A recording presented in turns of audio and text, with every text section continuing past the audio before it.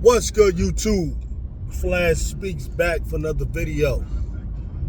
Um, right now, what I seem to be noticing is the subject matter now is the Philadelphia Eagles going into this game against the LA Rams coming up. Good job by the Rams. They went out there, took care of Minnesota, who I was shocked. Though now when I look back, maybe I shouldn't be, because it seems to be typically what Minnesota does. I couldn't imagine how that fan base is looking at that organization. I mean, what do? You have Mike Zimmer, who let you down that time, in 2017 when they lost to the Philadelphia Eagles. Then you have Zimmer, I believe, let them down again when they lose to the New York Giants 2 years ago, where I think they went out there, they had Kirk Cousins, and I think they won about at least 13. I think they won about 13 games that season as well. And that's got to be very frustrating to go out there all these years and win 13 games, 14 games. And, to just go out the way they go out, man, so heartlessly. That was like, that's got to be tough. But at any rate, congrats to the Rams for pulling that out. I really didn't see that happening, not that way. But this is a whole new ball game, when we're talking about the Philadelphia Eagles. So there's two things that have been pretty much the going themes right now with the Philadelphia Eagles. Number one, of course, as always, is Jalen Hurts' play. And the disrespect that is often thrown at Jalen Hurts. And I think it hasn't stopped at all this week. It's continued. And then secondly is A.J. Brown reading, this book he was reading, some self-help thing that's going on. I'm going to talk about pretty much those two things. So number one, with Jalen Hurts, I heard what Shady McCoy said on Monday. I also heard what some other guys have said, Ryan Fitzpatrick, a couple of these other guys. And the first thing I'm going to say, this is just number one, okay? And I tell you guys this all the time. It's very difficult to tell and to really rate a quarterback's performance in a game prior to the all-22 footage. Without seeing the all-22 footage, which is that overhead view that shows you everything. It shows you all of the routes that have been ran by the receivers. It gives you a better look at the play design. Well, it gives you a perfect look at the play design, assuming everyone executes the way they're supposed to. And it lets you know if the quarterback has truly missed anything. Even with the all-22s, you don't always know what the progression was, whether it's starting from the right, whether it's starting from the left. Just the only thing you can do is try to look at, the quarterback's head to see which way he's turning. This is the best you can do. All right. However, with that being said, I don't listen to guys who don't look at the film before they open their mouth at all. I don't care if it's a Shady McCoy. I don't care if it's what's this guy, Jaden Daniels? Not Jaden Daniels. The guy that's on the facility with Shady McCoy, Chase Daniels. I don't care if it's Dan Orlovsky, whatever, who is a guy I give some credit, because though I don't always agree with his takes, he's a guy that does look at film, and I respect that. So I kind of ended up on the side of agreeing with him simply because he provided evidence for his position. About Jalen Hurts, saying that Kellen Moore has to do a better job, and calling better plays that allow people to get open. That's not Dan's opinion. Those are the effing facts, right? There's a difference between a speculative statements based on just someone's opinion or feeling, which is what you got from Shady McCoy. It was all emotional based. He clearly hadn't looked at film. He's just talking. And then Tuesday, he doesn't take it back. He's still talking, saying it's one of the worst games Jalen Hurts has played and all of that, even though he did not throw any interceptions, and he actually threw 2 touchdowns, in the game. and he actually checked out of a blitz that was indicative that the Eagles gave a bad play. He checked out, and that led to a touchdown by Goddard. Regardless if Goddard put the effort in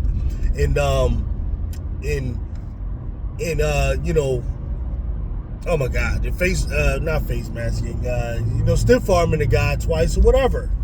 If it wasn't for the check out of that play, that none of that happens, and that's the important thing. If you ever see a Joe Burrow, one of these guys do that, he's going to get all the credit in the world. But when it's Jalen Hurts, okay, that's all Goddard. How's it all Goddard if Goddard got the ball from the quarterback, right? So, but I don't listen to guys who don't watch film. And that's what I suggest. If any of you Eagles fans or just any football fans in general, if you want to save yourself a lot of frustration and you want to save yourself from wasted time, when guys haven't watched the all 22s and they haven't watched the film, don't even lend your ear. You're wasting eardrum energy, literally. F Shady McCoy when it comes to that particular take, because it's BS. It's emotionalism based on his desire to, brag to his colleagues about his quarterback who threw for 400 yards. That's all he really wants to do. It ain't really about winning, because if it was about winning, his take would have been different. So that's what I say about that. And like I said, most Jalen Hurts critics are guys who didn't like him since Alabama, didn't like him through the draft, who consider his 2022 season somehow some anomaly, forget them. The second issue this week is with AJ Brown. Now listen, I'm gonna be the first to tell you, I'm not a fan of what they call the diva wide receiver that acts like he doesn't understand what comes with his job. It's similar to like a cornerback, the DB. The DB has to understand that if he's doing a good job and if he's a great DB, oftentimes he might not get a lot of work.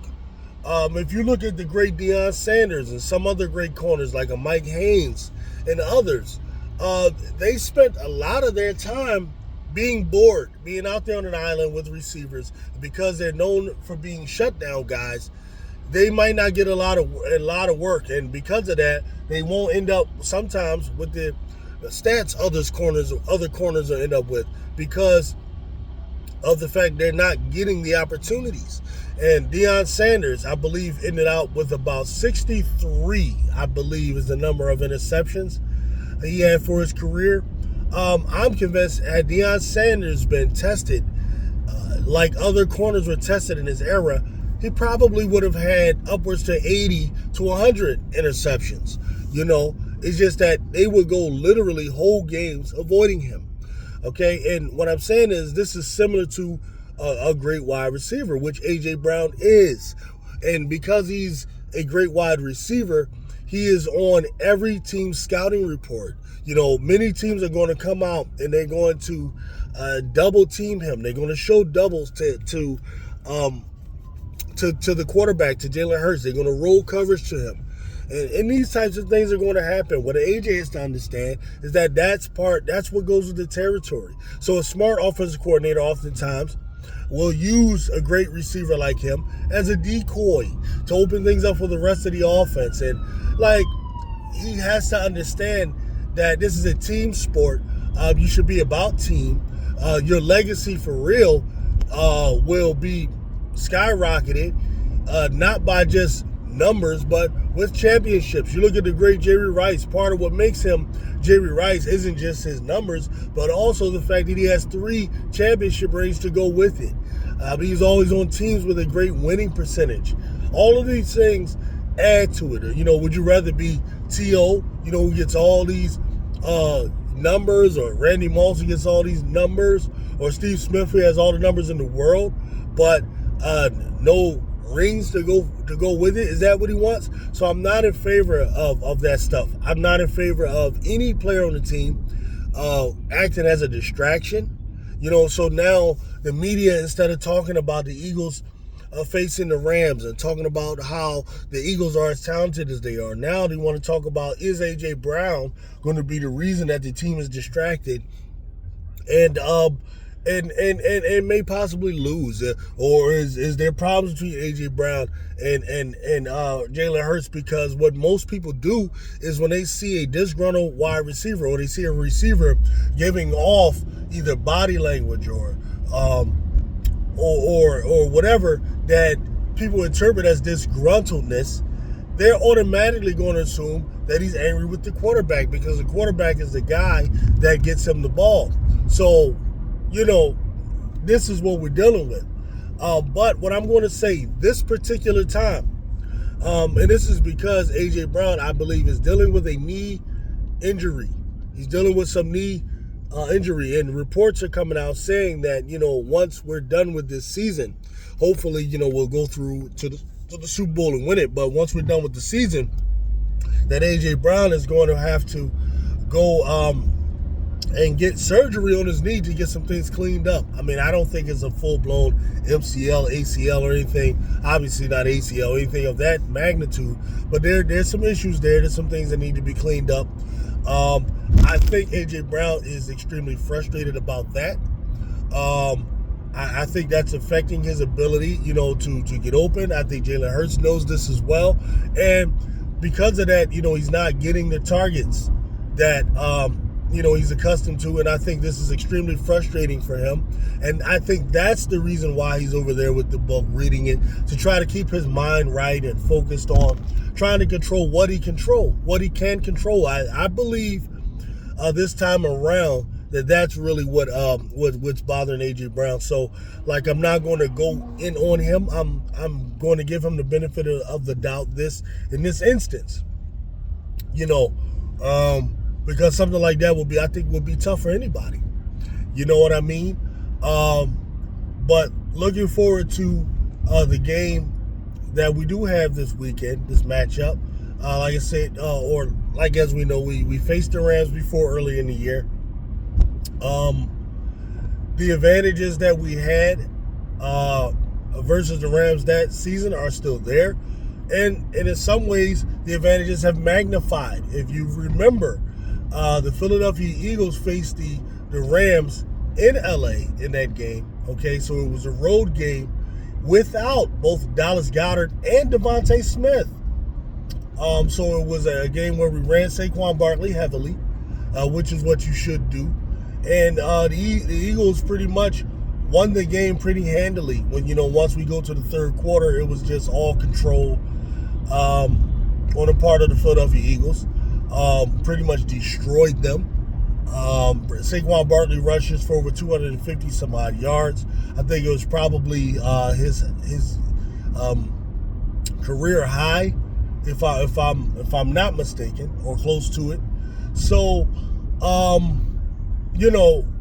I don't see it being much different, especially with Devontae Smith playing, A.J. Brown being there, and Goddard being there. The loss of Nakobe Dean is serious. I don't know that it tips the needle to the point where I fear the Rams offense any more than I did before. The Rams have an offense you got to respect. They have a quarterback you have to respect. They have a wide receiving core you have to respect. They have a decent running back. However, the Eagles come in with the number one defense in the league, have been number one since maybe week 5 of the NFL season, or week 6. And I don't expect a situation where the Rams, will dominate offensively. And then defensively, what they did to the Vikings, I don't see that happening to the Eagles.